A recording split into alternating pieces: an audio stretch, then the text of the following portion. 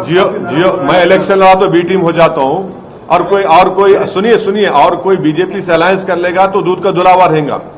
हाँ, ये सुन तो लीजिए, जो नरेंद्र मोदी को इस तरह के अल्फाज इस्तेमाल करा, हाँ, आप उसको बिठा के चाय पिला रहे हैं।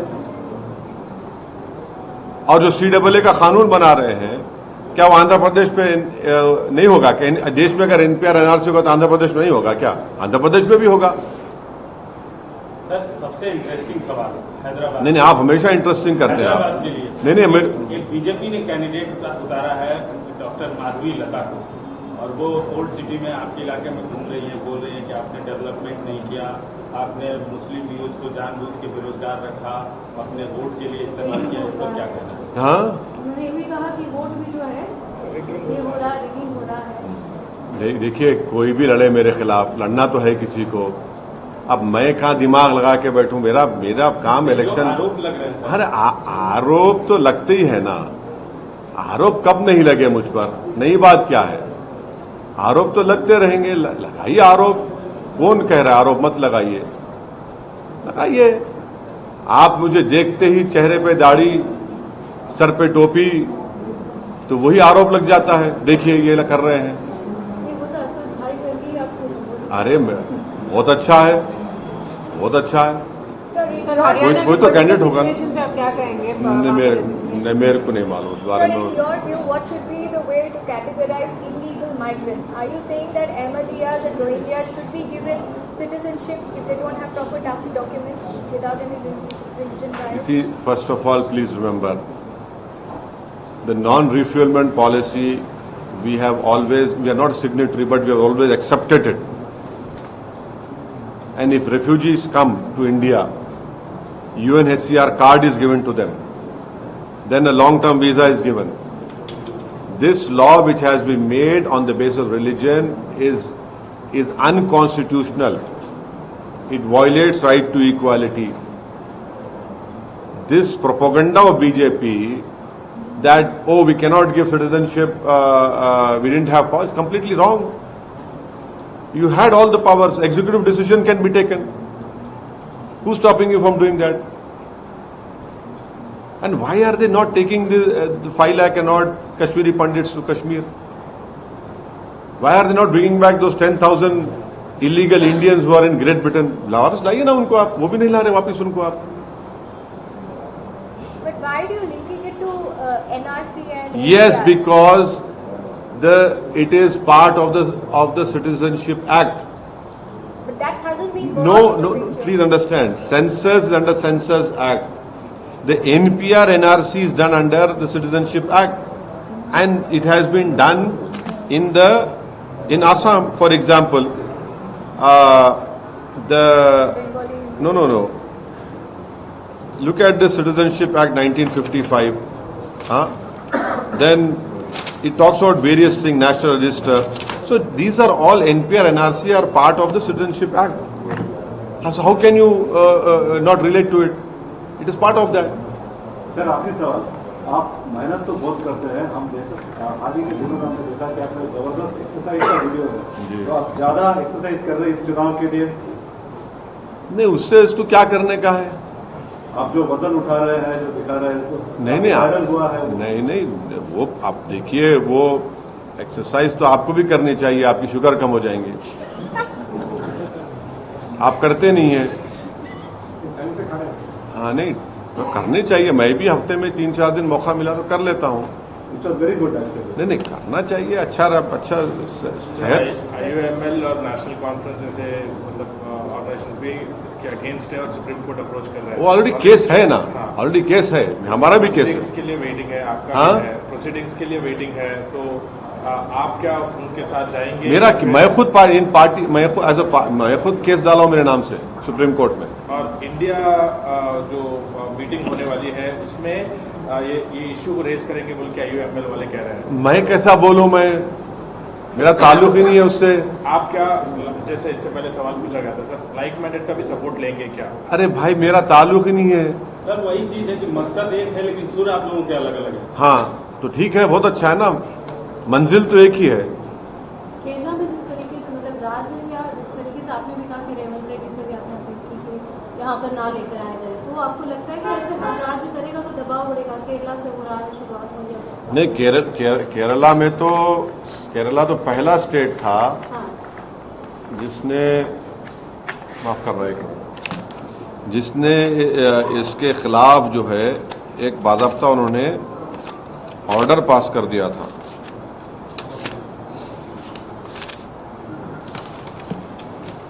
केरला के ने 2019 में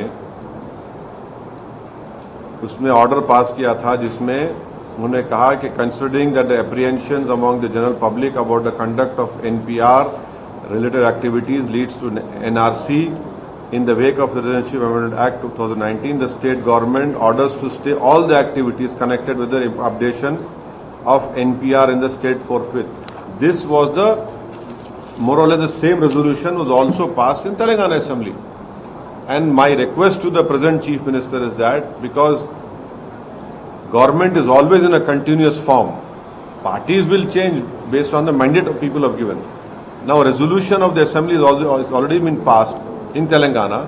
We hope that the present chief minister will also ensure that NPR and NRC will not be done in Telangana. Census has to be done, but NPR and NRC will not be done because the resolution has been passed. And even the Congress party, as a party at that time, when KCR was CM, that supported this resolution. मेरा सवाल ये था कि क्या इस तरह से राज्य, अलग-अलग राज्य जो एनडीए से नहीं जुड़े हैं, क्या वहाँ के अगर जो भी सीएम है या फिर सरकारें हैं ऐसे करेंगे कि दबाव बढ़ेगा? आपको लग रहा है कि सीए के खिलाफ अपनी आवाज उठाएंगे तो करे तो बहुत अच्छा है। आपकी तरफ से कोई अपील नहीं, करे तो बहुत अच्छा है, करना चाहिए। कोई भी परसिक्यूटेड हिंदूज, क्रिश्चियन, सिख्स को सिटीजनशिप देने के खिलाफ कभी था ना कभी रहेंगे, मगर ये कानून जो आप बना रहे हैं इसको आपको एनआरसी एनपीआर से देखना पड़ेगा।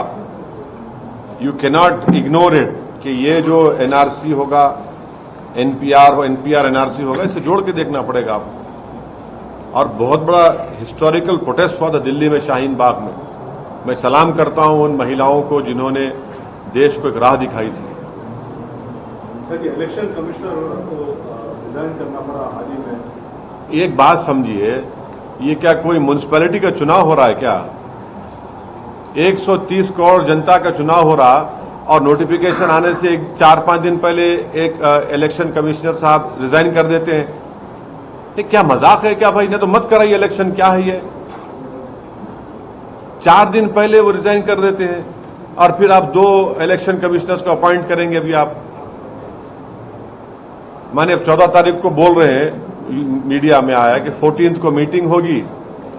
जाहिर है गवर्नमेंट के पास मेजॉरिटी है। जो गलत कानून है, जो सुप्रीम कोर्ट के डिसीजन के खिलाफ आप बना रहे हैं, तो माने 2:1 पे आप 2 लोगों को बना देंगे। दूसरे दिन शायद हो सकता है प्रेसिडेंट उसको एक्सेप्ट कर ले और 1 दिन 2 दिन के बाद आप अनाउंस कर देंगे। कैसे क्या है ये तो काफी अजीब है। सर, पिछले हफ्ते प्रधानमंत्री जी यहाँ पे थे तेलंगाना में और कई सारे जगह भी वो मतलब विजिट कर रहे हैं और इस बार 400 पार बोल रहे हैं और 370 is the target is what they are claiming.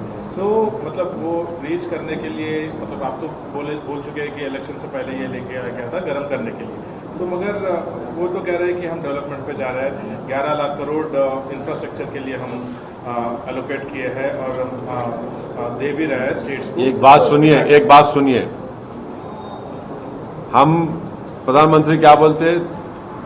हम दूसरी बड़ी इकोनॉमी बन जाएंगे बोलते ना, क्या तीसरी बड़ी बन जाएंगे। पर कैपिटा इनकम में हमारा पोजीशन कितना है? 152 पर कैपिटा इनकम में। भाई 50 पे तो ला लीजिए आप,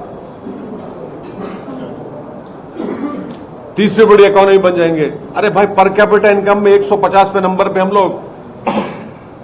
बेरोजगारी आप जैसे नौजवानों का मुखद्दर बन चुका है। इन्फ्लेशन देख लीजिए, कीमतों को देख लीजिए, तनख्वाहें कम हो रही हैं। इस पर कौन बात करेगा? इस पर क्या उन्होंने क्या बताइए बीजेपी ने? सर, गृह मंत्री अमित शाह ने आपके अभी शहर हैदराबाद में भाषण दिया है, बोला है कि 3 पार्टियों एक ही हैं और कांग्रेस और बीआरएस मजलिस का एजेंडा बुलंद कर रही है। कांग्रेस और बीआरएस मजलिस का एजेंडा चला रही है। मेरा एजेंडा चला रहे हैं। मेरा एजेंडा क्या है? मेरा एजेंडा क्या है? मेरा एजेंडा यह है कि तीसरी मर्तबा देश के प्रधानमंत्री नरेंद्र मोदी ना बने। मेरा एजेंडा यह है कि CAA कानून के खिलाफ हमने बिल को फाड़ा, ये संविधान के खिलाफ है। मेरा एजेंडा यह है कि देश में मेजॉरिटेरियन पॉलिटिक्स ना चले। मेरा एजेंडा यह है कि देश में भाईचारगी रहे, बीजेपी उसके खिलाफ है। मेरा एजेंडा यह है कि देश में किसी का नाम की बुनियाद पर घर ना तोड़ा जाए, ना उसको गोली मारी जाए। ये मेरा एजेंडा है। और इन तीनों और चंद्रबाबू नायडू क्या हो गए उनके लिए? नायडू उनके लिए अब अच्छे हो गए। हाँ, नीतीश कुमार के बारे में उन्होंने कहा था कि आप लिख कर रख लीजिए, कभी हम इनसे कॉम्प्रोमाइज नहीं करेंगे। अब आप गले मिल रहे हैं उनसे। बताइए इनके बारे में क्या है? इन तीनों पार्टियों को उन्होंने परिवारवादी, वंशवादी, परिवारवादी करार दिया है। हाँ, बिल्कुल। बीजेपी में जो इतने लोग जो MP बन रहे हैं, टिकट जिनको मिल रहा है, वो आसमान से उतरे क्या? उनके बाप या उनकी माँ बीजेपी में नहीं थी, उनके चाचा नहीं थे। हाँ, और आप बड़ा बोल रहे हैं। आप सबको तो आप दे रहे हैं टिकट। अशोक राव चौहान को आप गाली दी, अशोक राव चौहान को आप राज्यसभा दे दिया आपने। उनके पिता क्या थे? भारत के होम मिनिस्टर थे वो। कितने लोगों को आप कर रहे हैं? तो आपको दिखता ही नहीं है कुछ। अहंकार इतना है कि बस हम सब साफ सुथरे हैं, बाकी सब गंदे हैं। तो क्या बोलेंगे उसका?